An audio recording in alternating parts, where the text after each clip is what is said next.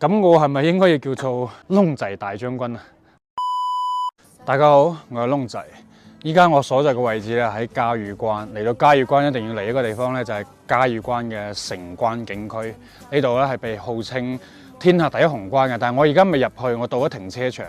點解會喺呢度拍一個視頻咧？我就想講，之前喺敦煌月牙泉嗰邊就見到啲停車場，同埋呢度咧我都見到咧，佢係會有一啲樹蔭嘅地方，多數人都中意停喺度啦，唔會話太曬。今日嘅天氣咧都有成32、33度嘅。跟住咧佢呢度咧就係挖咗條槽種咗啲樹嘅。我唔明佢點解要咁樣設計，其實佢完全可以填高少少，唔好俾個落差咁高，因為對於我哋呢啲咁樣嘅老司機嚟講停呢啲位肯定冇問題。如果係一個新手女司機或者新手司機跌咗落坑嗰度，咪碌柒大鳩鑊係咪？我真係唔明佢點解咁樣設計。有冇明白嘅小伙伴去講解一下？跟住就係我都話要洗車，你睇下台車當時我喺敦煌咧，我轉咗好耐都揾唔到洗車嘅地方，跟住我就自己喐手洗，喺自助洗車機，8蚊雞再加個3蚊雞加鐘，11蚊洗到咁樣，算乾淨咗好多啦。之前真係不堪入目㗎。買完票啊，呢度嘅票價咧正常已經係旺季都係101蚊一張票嘅，但係而家係由於疫情嘅原因咧，都當旺季嘅票價55蚊，正常係101蚊嘅，而家55蚊係包含咗呢個天下第一雄關同埋啱先講嗰個完備長城同埋嗰個天下第一墩，55蚊，我覺得係超級抵玩㗎啦，3個地方一齊。呢度喺旺季嘅時候咧，每個人數起碼都過萬㗎，你睇下依家真係好似爆場咁樣。你入咗個檢票口咧，經過一條路入到嚟呢度咧，就係嘉峪關嘅城關部分啦。呢個嘉峪關嘅城關咧係始建於明朝1372年嘅，到而家已經有700幾年歷史㗎啦。跟住我哋面前見到呢個叫做文昌閣，都係明朝嘅時候起嘅，但係後尾咧係損毀咗，跟住喺清朝嘅時候係重建嘅。見唔見到寫住個字啊？依孫中外。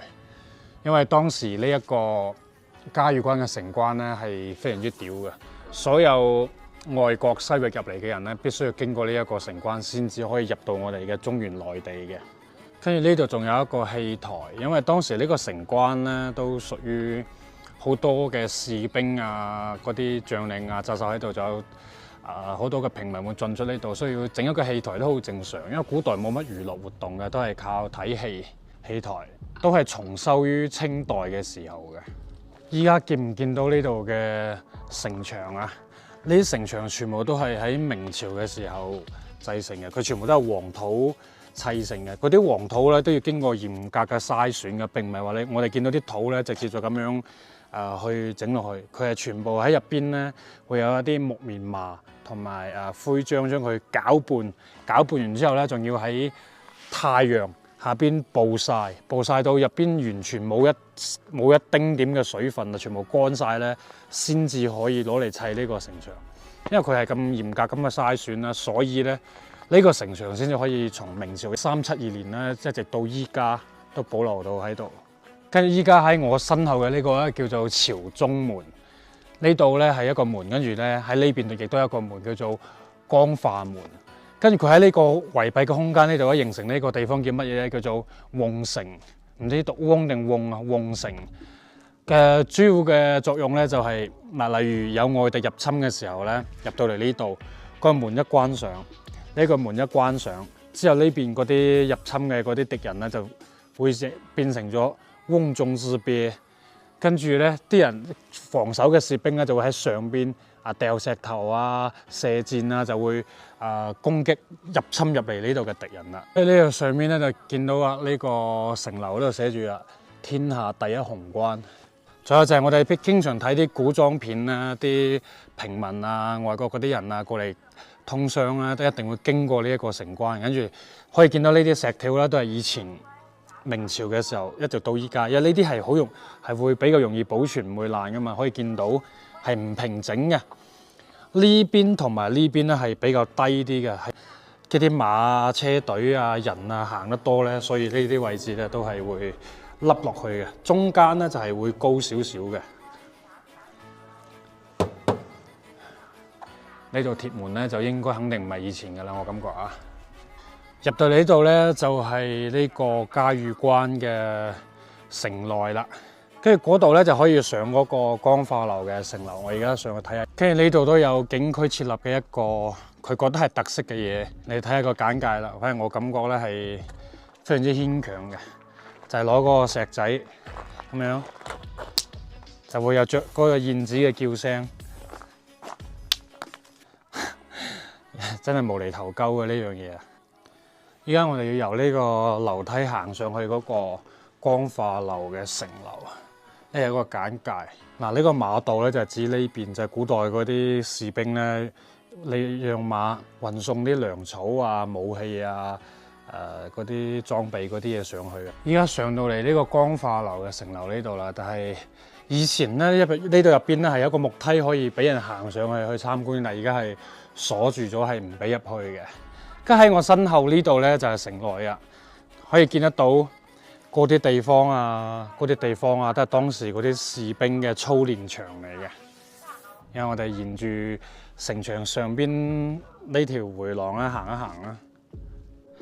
仲有就係啱先我講嗰個瓮城咧，喺下邊人企喺下邊嘅時候冇感覺啊。但係你好似我咁企喺呢個位置嘅時候咧，就往下望。如果遇到按照依家通俗啲咁樣用廣東人話咁講啊，你係呢個城樓嘅主人。你見到下邊嗰啲粉腸啊，就攞下邊嗰幾個人作為例子啊！你睇佢唔順眼喺上面攞彈弓啊、攞弓箭啊，點整佢都得，所以就叫做瓮城啦。可能有啲缺德啊呢個比喻，但啱啱好嚟咗一班群眾演員啊！我哋往出關咧，往呢邊過嚟咧，就係我哋嘅中原內地啦。見到嗰度咧，就係而家嘅嘉峪關市。跟住喺內城嘅東邊咧，呢度咧就係呢啲屋咧，就係當時嘅將軍府。跟住而家喺我前方呢個咧叫做閣樓。嘉峪關城關呢度咧有4個㗎，每個角都有。呢度有一個，嗰邊有一個，跟住喺嗰個位置同埋嗰邊右邊都有一個嘅。佢嘅作用咧，類似嗰啲烽火台咁樣，都係士兵爬上去嗰度，嗰度比較高，可以望到遠處會唔會有敵情啊咩啊嗰啲。睇咗咁耐啦，依家再講下點解呢個叫做天下第一雄關啦。首先咧，呢一個城關咧係非常之大嘅，入邊我哋而家見到內部咧都係非常之宏偉，但並唔係話因為呢一個原因啊。仲有嘅一個重要嘅原因咧，就係見唔見到依家下邊嗰度嗰啲城牆，佢係從呢個城關咧一路延綿咧，係兩邊東西兩邊咧都係橫穿咗整個沙漠嗰啲地帶嘅。嗱，嗰度一路延綿去到嗰邊咧，係接到去嗰度叫做黑山。嗰度黑山上面見唔見到？我放大啲，仲有城牆係連接嗰個叫做完備長城嘅地方。西邊咧，佢係一路嗰啲城牆連綿到嗰個叫做天下第一墩嘅地方，所以咧形成咗喺關外嘅敵人咧，如果想入嚟咧，佢係過唔到啲城牆嘅，而且有士兵把守。所有嘅通商嘅人同埋想入侵嘅人咧，必須一定要經過呢個關口，先至可以攻到去內地。所以天下第一雄關係咁樣嚟嘅。當時明朝設計呢一個嘉峪關城關嘅嗰個人咧，真係非常之聰明。因為呢度咧係屬於河西走廊嘅最西端，而且係地勢非常之險要，周圍咧都係好惡劣嘅環境啊，啲山谷啊、河流啊、沙漠啊，係形成咗一個天然嘅屏障。佢就喺呢個地方整一個城關出嚟咧，就可以扼守呢一個交通要道，真係可以形成咗一個一夫當關、萬夫莫開嘅氣勢嘅。依家喺我身後咧叫做柔遠樓。係內城嘅一個城樓，都係建於明朝1506年嘅時候。